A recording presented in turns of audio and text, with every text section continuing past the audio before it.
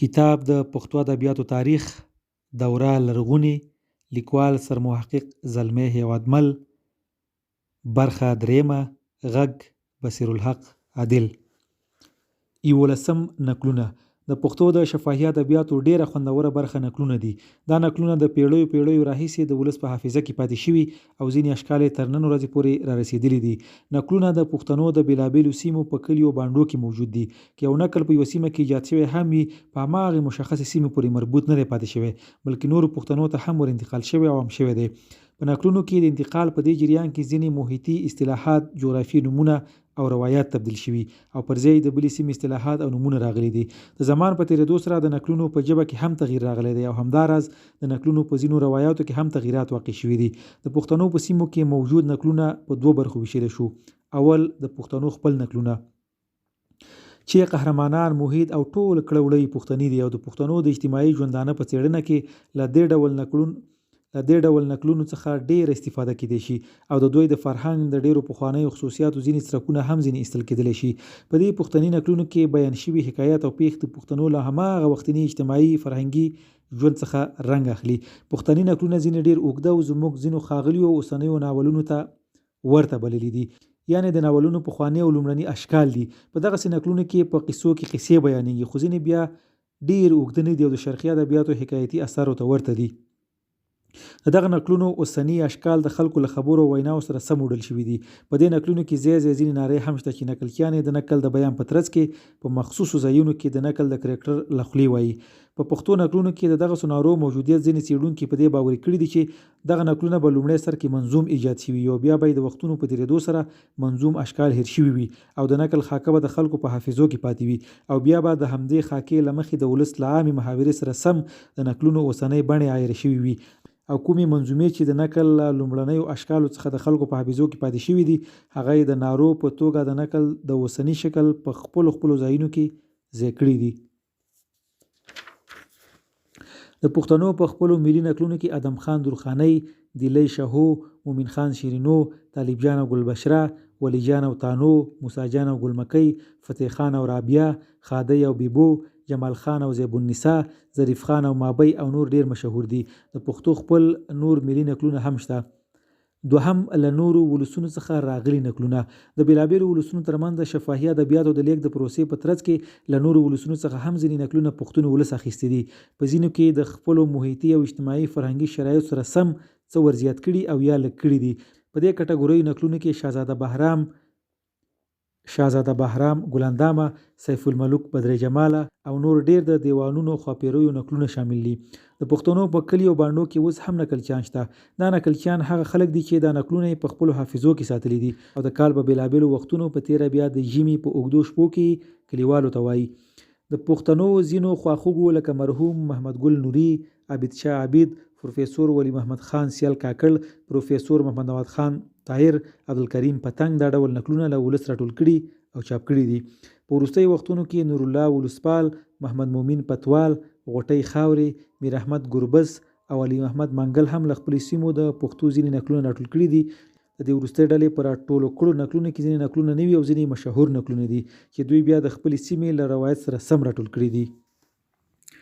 12 متلونه د پښتو شفاهي ادبیاتو هغه درنې، پخې او په تول تللې خبرې دي چې هغه د ارواښاد د استاد قیام الدین خبره د پښتنو حیاتي فلسفه ټوله په متلونو کې بیان شوې ده. متلونه هغه لنډې ویناوې دي چې د معنا له پلوه بشپړې او د مفهوم او مورد په لحاظ عامې وي. د متلونو فصاحت او بلاغت په دې کې دی چې متلونه د فورم په لحاظ لنډې او موجزې جملې دي، خو د معنا له لحاظه ژور مفاهیم پکې ځای شوي وي.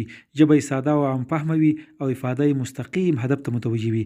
د پښتو په شفاهي ادبیاتو کې متلونه په لوی سر کې په دوه برخو ویشلی شو. یو یې عادي متلونه دي چې د خلکو د عامو خبرو په څیر په لنډو جملو کې وډل شوي دي، او بله برخه یې هغه متلونه دي چې منظوم شکل لري او د دوه مصرعو په بڼه تنظیم شوي وي، لکه دا متل: بد به دې په زړه لرم، سلام به دې په خوله لرم. عام متلونه هم ځینو څېړونکو د شکلي جوړښت له پلوه په دوه برخو ویشلي دي. اول هغه متلونه چې یوه بشپړه جمله وي، مسند او مسند الیه، مبتدا او خبر ولري او آهنګ هم ورسره مل وي، لکه دا متل: که غر لوړ دی پر سر لار ده. دویم هغه متلونه چې که بشپړه جمله هم نه وي خو د متل تر تعریف لاندې راتلی شي، لکه دا متل: اوړه په اوړه مینت په څه. پښتو متلونه د موضوعاتو په لحاظ ډېره پراخه ساحه راچاپېروي. د پښتنو د فرهنګ او فکري مسیرونو په څېړلو کې له دې متلونو څخه ډېره زیاته استفاده کیدای شي. په متلونو کې ځینې داسې عناصر او نکات شته چې د تاریخي او etnogrافي څېړنو په مرسته سړی د پښتنو د ژوند ډېرو لرو زمانو ته رسوي. ځینې متلونه له ځینو حکایتونو او ځینو تاریخي پیښو هم زېږېدلي دي. موږ د پښتو د متلونو په ذخیره کې دا راز متلونه ډېر پیدا کولی شو. په افغانستان، بلوچستان او پښتونخوا کې ډېر پوهان د متلونو ارزښت ته متوجه شوي دي او زیار یې ایستلی دی چې زموږ د شفاهي ادبیاتو دغه ذخیره له ولس راټوله کړي. په افغانستان کې مرحوم غلام محی الدین افغان، مرحوم امین الله خان زمریالی، مرحوم محمد قدیر ترکی، مرحوم محمد ګل نوري، ارواښاد محمد دین ژواک او نورو. په بلوچستان کې سیال کاکړ او په پښتونخوا کې پروفیسور محمد نواز خان طاهر متلونه ټول کړي دي. له دغه پښتنو سربیره غربي پښتو پوهانو او نور اروپایي پښتو څېړونکو هم د پښتو متلونو ټولولو ته هڅه کړې ده چې په هغو کې موږ د تربرن، ډارمسټیټر، بووایل او نورو نومونه یادولی شو. 14 پښتو لنډې شفاهي قصې. د پښتو په شفاهي ادبیاتو کې ځینې لنډ حکایتونه هم شته چې په دغو حکایاتو کې ځینې زموږ په ټولنه کې ایجاد شوي دي او ځینې له نورو ولسونو څخه راغلي او پښتو شوي دي. دغه لنډ حکایت او قصې کې خپله د پښتنو د محیط زېږنده دي او که له نورو ولسونو راغلي دي ګرد شفاهي بڼه لري او په ولس کې خوري دي.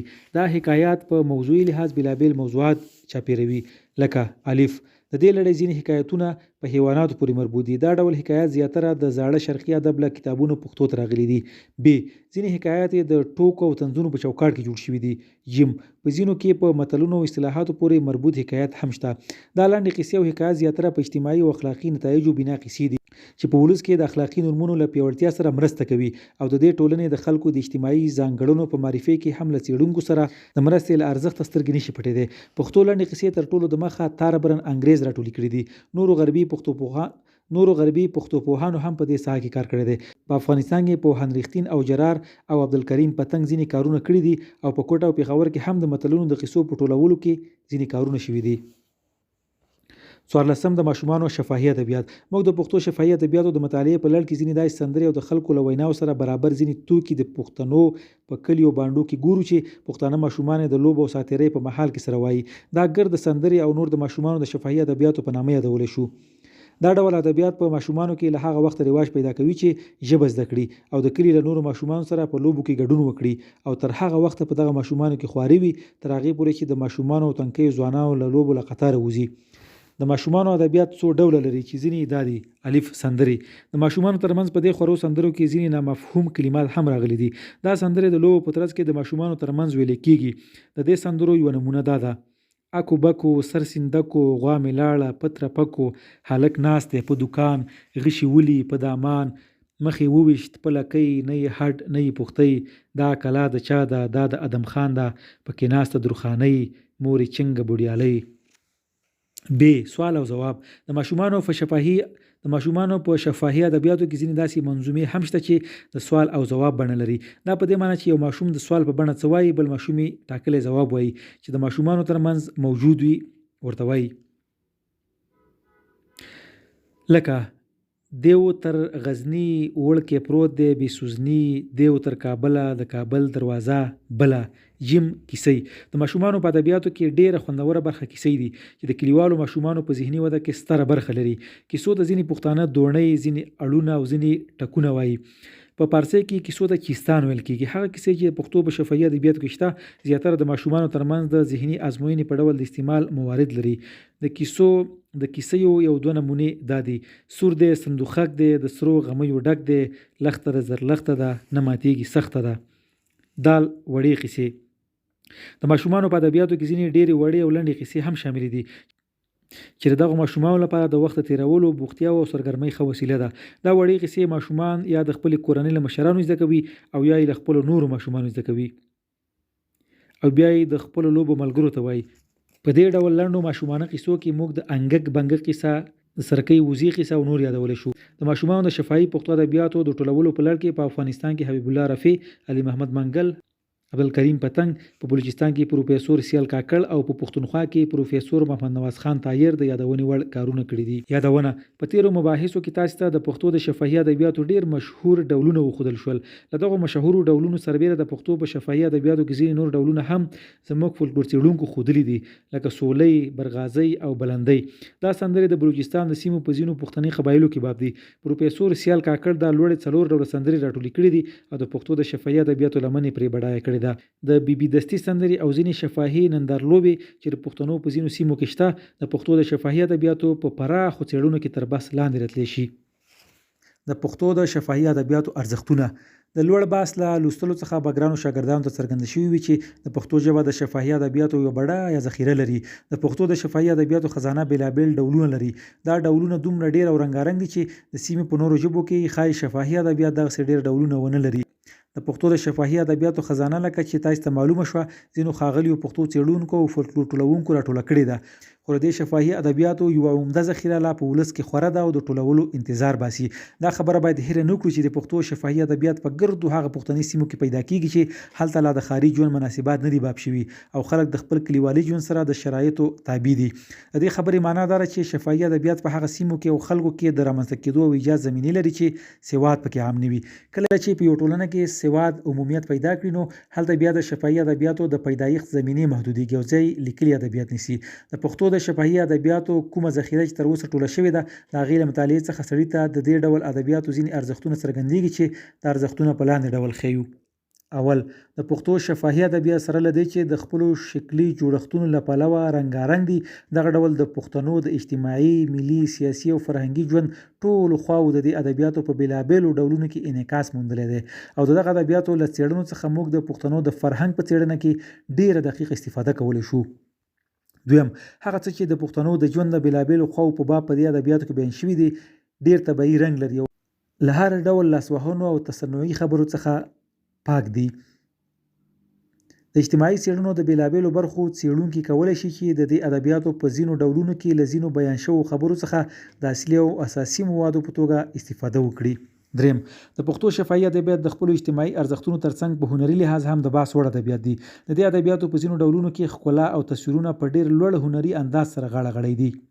څلورم، پښتو شفاهي ادبیات د پښتنو د عام ولس او د دوی د کلیوالو خلکو د هنري ذوق او فکري ودې د څرګندولو په بهیر کې خپل نقش لري. د دې ادبیاتو مطالعه دا راښیي چې که زموږ عام ولس له ښاري او متمدن ژوند نه لرې په غرو، درو، بیدیاو، دښتو او کیږدیو کې هم ژوند کړی دی، د هنري ذوق ترڅنګ د اجتماعي او محیطي مسایلو په باب خاص فکر هم درلود.